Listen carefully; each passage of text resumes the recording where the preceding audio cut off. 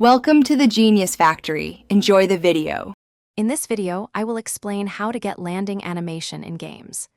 Landing animations are super important for making your character feel connected to the environment. They give players immediate visual cues about their actions, like after a big jump or a short fall. We'll go over the fundamental steps to bring these dynamic movements to life, ensuring your game feels polished and engaging for everyone.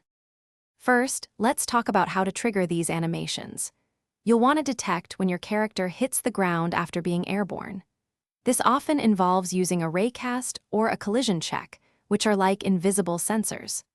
Once ground contact is confirmed, your game system can then tell the animation controller to switch from a falling state to a landing state, making the transition look natural.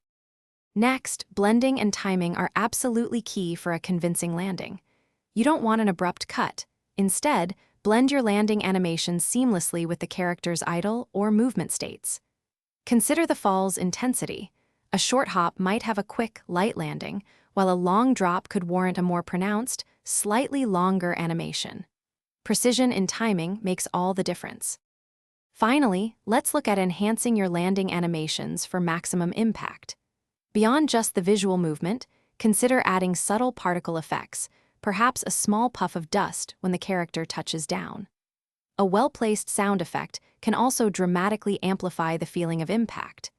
By carefully refining these elements, you can transform a basic landing into a truly satisfying and immersive moment for players. Thanks for watching. If you found this helpful, don't forget to like and subscribe.